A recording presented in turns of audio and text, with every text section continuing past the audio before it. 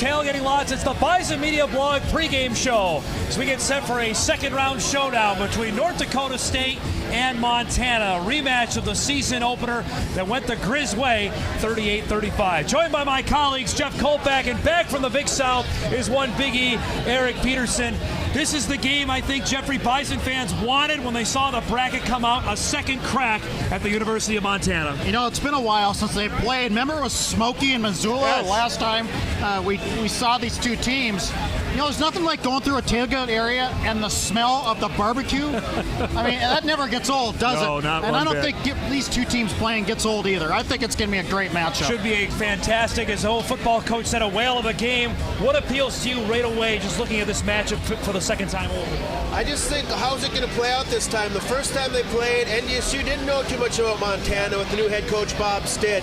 C.J. Smith wasn't in that game. Now guys like Kendrick Van Acklen are in this game. How is it going to play out with the different personnel? Carson Wentz was NDSU's quarterback in that first game. Now NDSU has a redshirt freshman quarterback in Easton Stick. How are all these factors? So much has changed. It's not only been so much time since that first meeting, and now so much has changed between the two teams. Let's talk about that. Preparation is a big thing, and Biggie hit on it because NDSU was maybe preparing for the fly sweep, and that never came out in the game against the Grizz. I don't think the fly sweeps come out all year for really. Montana, but yeah, there was a lot of unknowns for NDSU. You had a first-year coach and Bob Stitt in his first game. You had a quarterback you've never seen before in Brady Gustafson. Now I think those factors have flipped. A lot of the preparation advantages are for NDSU this time. Yeah. They had a week off last week. Guess when they first started practicing for this game? Saturday, wasn't it? 2 minutes after the South Dakota State game ended. How big a deal is it to have Gustafson back? This Montana team has been red hot, won 4 straight. They put up 54 on Eastern Washington, 50 on Montana State. I know those are not elite defenses, but this is the Grizz offense that the Bison saw on August 29th. He's really good. I like about him is his pocket presence. When he's 6'7", and he stands in there and he's a big guy. Now that begs the question, how does NDSU counter that? Well, I think it's got to be a Greg Menard game. It's got to be a Brad Ambrosius game, a Nate Tangaway game, a Brian Schatz game. You see where I'm getting at here. If they don't get pressure on Gustafson, it could be another long day. But I don't think he's a good runner. He's not. Can't move, So if you get him out of the pocket and get him out of his element, I think you got a better chance. That's the thing, Big E, is that the Montana offense ran 92 plays in that game. If they're anywhere near that number, the Grizz are winning today. Well, it came down to turnovers that game. At the point of that late turnover in the fourth quarter, the fumble by DeBeadre Williams, NDSU had run more plays and had more offense. From that point, it was like 25-3 in plays ran. So late in the game, they got to take care of the football. And like Jeff said, they got to get pressure at their front four. And I don't think Chris Kleiman wants to blitz very much. I think we talked about earlier this week. You want to pressure Gustafson without blitzing, because if you blitz them and give some of those talented wide receivers one-on-one matchups, you're kind of playing with fire out there. Those two wide receivers are the best, I think, in the country, and Jamal Jones and Ellis Henderson. They were unstoppable in week 1. C.J. Smith expects to play today. That's assignment 1A. And he said that's 1A and 1B in terms of wide receivers he's seen this season. But I think Jamal Jones is one Super A. I mean, he is a top guy. 68 receptions. He's such a great athlete, too. We saw in that first game all those what they call 50-50 balls where it could be either way between the D-back And or it the wasn't wide either receiver. way, though. No, Montana got every one of them. Yeah. And don't forget about Ben Roberts. Yes. He's about 6'5", and he's really been a big target, too. That means the NDSU linebackers would have to, I guess, adjust there, and that's something that Montana took advantage of in that first match. When you talk about the offense, I mean the defense is big. It's got to be Nick DeLuca again. He had a big game the first time. He's a middle linebacker despite his size. You can drop into coverage. He had an interception that first game. He's a guy who's a 3-down linebacker. He can do it all. He's going to have to have a big game in the run and the pass game for NDSU. We've got a great show coming up for you. Former Bison All-American safety Christian Dudzik will join us. He had a huge play in the game a year ago here, an interception in the back of the end zone that sealed it for the Bison. We'll visit with him about this matchup today and about what he's doing right now. We'll also get into the X's and O's of this. Jeff mentioned already, as did Big E, Kendrick Van Acklen, Montana's leading tackle. may or may not play. He's got a broken arm, and what Tyrone Holmes does up front for the Grizz. And NDSU's got a couple guys who did not play in that first matchup. C.J. Smith is one, and I think Jack Plankers is a biggie because Landon Leckler had to go that whole game. He struggled in the second half, especially against that Grizz defensive line. Yeah, he did. Actually, he gave up a play that caused a fumble when the outside end rushed him. Yeah, I think having Plankers back is going to be you can't go the whole game with one guy on Tyrone Holmes. We'll also discuss the other games going on. 6 rematches in all, the 8 games in the second round, including another All-Valley showdown in Normal today between Western Illinois and Illinois State. That's the lineup as the Bison Media Blog pregame show live from the Fargo Dome rolls on. We'll be right back right after this. Welcome back, everybody, live to the Bison Media Blog pregame show. We're live outside the Fargo Dome as we get ready for the second round battle between North Dakota State and Montana. 2:30 kickoff. The game only can be seen on ESPN3. That's the only time I'm saying it, Colpack. It's not on regular television. It's on ESPN3 today. We've been doing so people should know. We're pleased to be joined by former Bison All-American safety Christian Dudzik joins us, played, of course, from 2000 to 2014, played in a pretty memorable Bison Grizz game last September, won by NDSU. First, your thoughts being here, not having this has got to kill you that you can't be out there to play this afternoon, right? It does. I've been to a few games this year, a few home games, and I had to sneak my way onto the sidelines because being in the stands is just really tough. I got to be down there with the action, but I'm really excited for these guys today. Let's update the folks. You still trying to get pro football in these days? I am, yeah. I'm training myself right now, and they do futures contracts in January, so I'm hoping to get one of those. Let's talk about this. When you saw the bracket come out, were you disgusted as the rest of us to see it was Montana, South Dakota State, and the other Valley teams in the same half? And I'm saying conspiracy on that one. Just like, I felt the refereeing in the first round, I think, last year. I can't remember which it was, but I don't know. I think they won only one Valley team in it, and, it's unfortunate that it ended up like that. Let's talk about the person who took your spot, Shepard. He was a cornerback, and now he's a safety. You started as a cornerback, went to safety. How has that transition gone for him? What do you have to do to make that transition? From quarterback to safety? Yeah. It just comes down to the work that you put in. You got to get in the film room and understand the defense completely and know what everybody else is doing on each and every play. So, just studying and getting repetitions is really all it takes, but it takes a lot of effort to get it down. How difficult for Robbie Grimsley, a true freshman, he's wearing your old number 35, to come right in and play right away and then play against an offense like this for Montana? How have you seen his season go?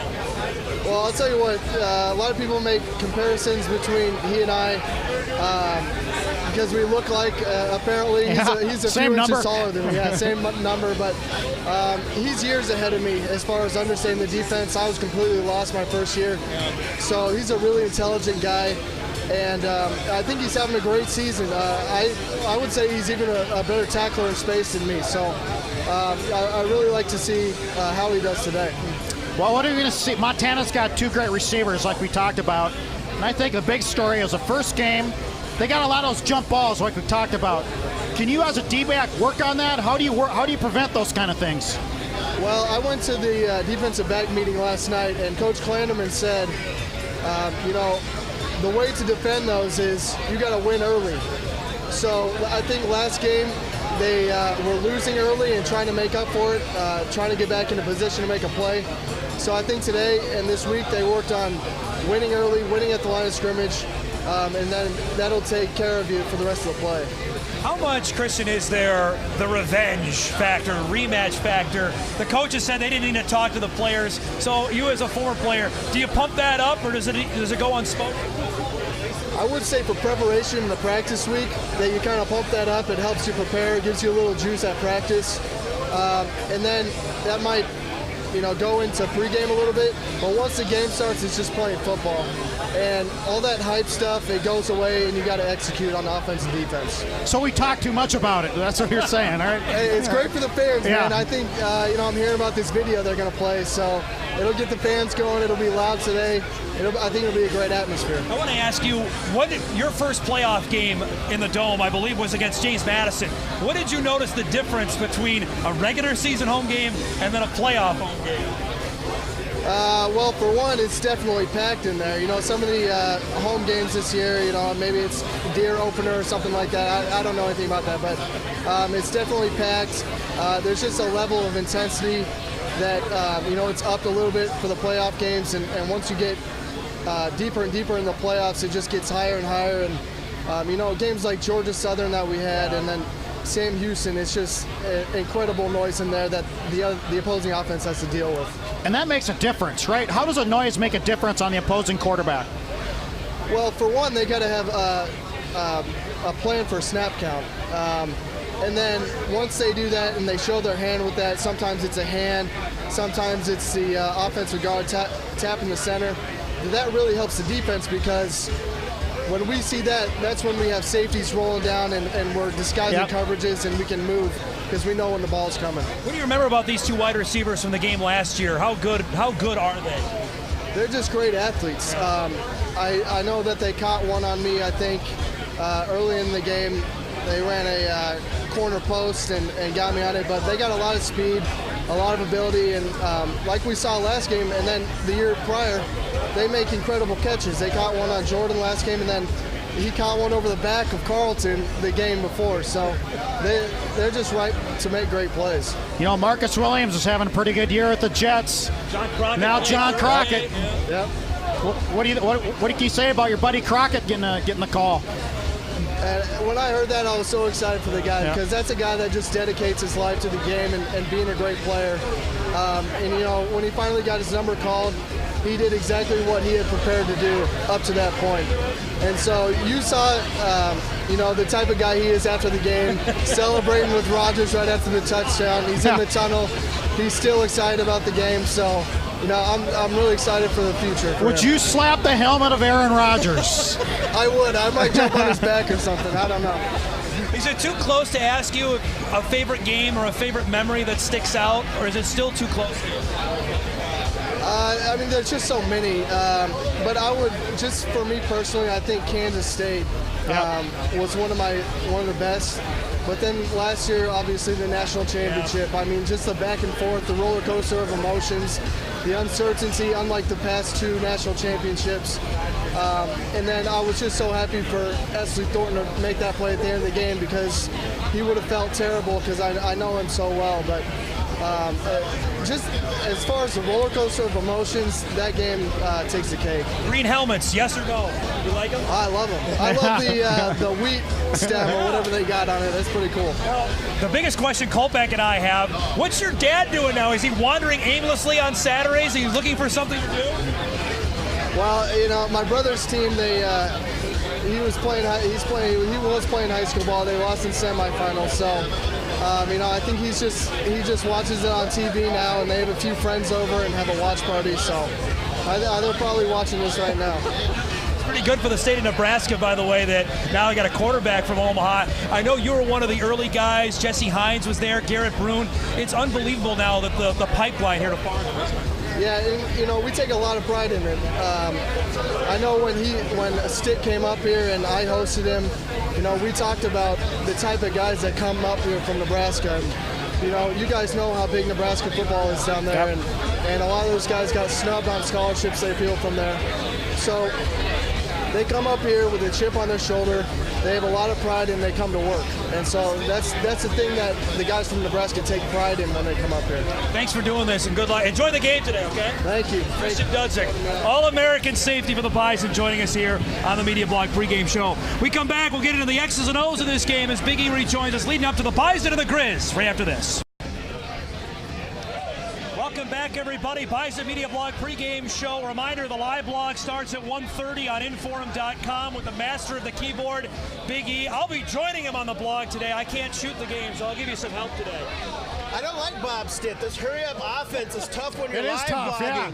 Yeah. My fingers are going to be... I might have to ice my fingers at the end of the day today. Let's talk about Bob Stitt's team and Tyrone Holmes, one of the finalists for the FCS Defensive Player of the Year. He's had a tremendous year. That's probably key 2-3 for NDSU to win today, to stop him. You know, we've talked a lot about the Montana defense, but they've also given up 187 yards rushing game. NDSU won 14. That's a big difference. That's a huge difference today. If NDSU could control the ball running against that defense. You hammered time of possession all week. Now, granted, the Bison won the time of possession battle the first time, but lost the football game. You still think it's that important? Well, yeah, it's got to be, right? I mean, the time of possession is NDSU's bread and butter. Now, how much?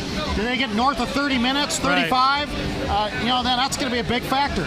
I think it's time of possession, but the caveat is you can't give up big plays. Right. If they do time of possession like they did in the first game and don't give up the big play, you're fine. But if you're giving up 67-yard touchdown passes, time of possession, that's because you're giving up points in a very short amount of time. Let's talk about Kendrick Van Akron. Broke his arm against South Dakota State in the second half. Bob Stitt says he's questionable. He's day-to-day. I'd be really surprised he plays today. He's the Grizz leading tackler. Everybody associated with that program would be surprised, I think, especially the media people covering Missoula and covering Montana. He had 10 tackles the first game, and he has set a school record for single season tackles in a season with 130. It's got to be missed. Now, here's the really interesting part about how this week unveiled. Bob Stitt on Tuesday said, I believe our team has gotten better since the season opener. He doesn't believe NDSU has got better. What do you make? Is he just saying something to fire his team up or what? I don't know how you fire your team up. I think you fire the other team up a little more. I don't know if it's mind games you're trying to get in your head. The one thing you got to be careful is when you throw all this bulletin board stuff out there, you get so amped up you lose focus. Maybe that's the ploy behind it. NDSU is going to be so chomping. They got the revenge factor. The other coach said, we're not very good. So maybe that gets you too amped up to the fact where you lose focus. Maybe that's the hope. Who knows? I mean, maybe he's just a confident guy. Maybe that's just the way he is. So we'll see how it plays out. We know he's confident, John. How much he goes for it on fourth down. Although that's gone down late in the year. He's only gone for it 3 times in the last 3 games. But what do you make of that? Well, I think I make of it as better athletes in FCS. I mean, you can maybe do that in Division II. Yeah. But going on FCS level, the athletes are just too good. How big a deal is it? Obviously, Carson Wentz was running, and he had no issue against the Grizz defense. Now it's Easton Stick. Do they open it up and let him run 10, 15 times in this game today? Well, I think we've seen that in the past with this offense. When Brock Jensen got to postseason, I think the playbook got a little unveiled with him in the run game. NDSU has held Easton Stick back, I think, from running the ball. They didn't want to beat him up in the last games. I think that changes today. You think so? Yeah, I think early when he first started, they ran him because they didn't want to have him throwing it all over the place. Right. Then after that, NDSU figured we cannot run Easton Stick 15 times a game and keep him healthy.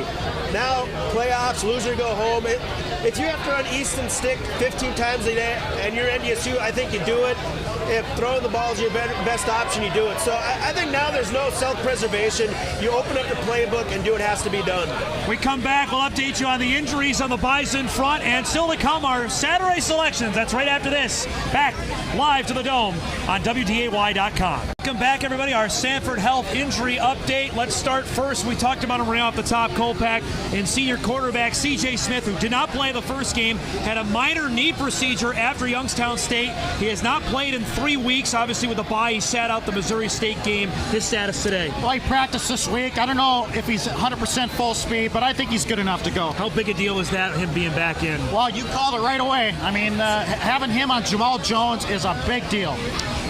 The other big deal is Chase Morlock, who's battled ankle injuries all season long. Tim Polisic told us on Kolpak and Izzo on 970 WDAY, Big E, that Chase is 100% good to go. He had a big touchdown, the first one in that game against Montana. Well, we saw early in the year before he hurt that ankle how explosive he was. And he gives a receiver out of the backfield, he can block.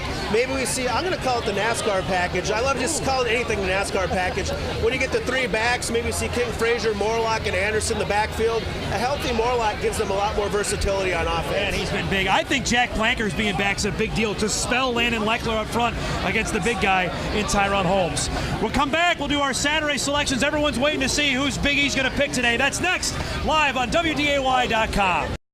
Welcome back, everybody. Bison Media Blog pregame show about to wrap up. Well, live on WDAY.com. Our live blog, as I mentioned, starts at 1:30. The 3 of us, Kevin Schnepp, Mike McFeely, a cast of thousands, to get you ready for the Bison and the Grizz. A couple other games going on, of course, we'll keep our eyes on. Illinois State hosting Western Illinois. I think we're all in the fact a big Redbird win today. I think Western Illinois is going to run out of gas. They've taken this thing as far as they could. I see this a big score. I think 4 touchdowns. Now the winner of this game plays the winner of Portland State and Northern Iowa. Late kickoff, 9 o'clock out west. I'm really curious on this game. I picked PSU to win. I think the Vikings are going to beat Northern Iowa today. Not so fast on that one. I'm taking the Missouri Valley defense in this one. Northern Iowa is really tough up front. I think that's the difference. Should be interesting to watch. All right, Big E, everyone's waiting to see what you're going to pick. Bison and the Grizz, 38-35, 73 points. I'll ask you first, do we see that many points? I think we see less, but Kolpak might have a different opinion. It's going to be playoff football early on. There's going to be a feeling out process. I think you'll see points, but not to that extent. All right, go ahead. What you got for prediction? Well, last week I spent in Alabama. You get engulfed in the Crimson Tide stuff, so I went on a local Alabama flavor. I bought something back. Did this come out of your department? Oh, wow. Oh, no. I went with the Bear Bryant. It's houndstooth mode today. This game is a contrast between the new school football of Bob Stitt trying to get the number of plays up with NDSU's the old school running time of possession. I think NDSU is going to have to be Bear Bryant tough today. That's the key to victory. I think they find enough time of possession and enough points to win this game. Bear Bryant Alabama style. NDSU 28. Montana 24. Are you going also with a Bama win today in the SEC Championship then with this hat? Yeah, Florida is not going to beat Alabama. The houndstooth is too strong today. So we got houndstooth mode after farm mode debuted a few weeks ago. I'm in Captain Obvious mode. I think the Bison secondary has to have a big day today. I think they do. They get at least 2 picks on Brady Gustafson. I have the Bison winning 31-20. The stage is yours, my friend. I don't know how you top that. Well, today in the newspaper, our guest picker is Jason Ramsett from Chubb's Pub. If you recall, they put my name on the marquee. They did. Twice over. Well, I said, okay, Jason, I'll put you in the paper, but I get a bet of my choice, okay? I've been really jealous of your T-shirts over the years, so I'm going Big E mode. Oh, you got a prop as well? If my score is closer than Jason Ramsett from Chubb's Pub. Okay. Oh, I got to hold this? What do you got? Free beer for everyone. Free beer. That's it. Everybody here at Chubb's Pub. Courtesy of Chubb's Pub. 41-31, NDSU. I think everyone's going to go thirsty the way Kolpak picks games. Appealing to the masses, the one and only Jeff Kolpak. He's been known to wear some headgear as well. All right, thanks to Christian Dudzik for stopping by here on the Bison Media Blog pregame show. We're heading inside to get you ready. Bison Grizz, 2:30 kickoff, as I mentioned, only on ESPN3. Our live blog will start at 1:30 to get you set. The winner gets a date in the quarterfinals. The Bison trying to make it there for a 6th straight year. We're back after the game. Complete reaction and highlights and analysis on this one. Thanks everybody for watching. We'll see you next time.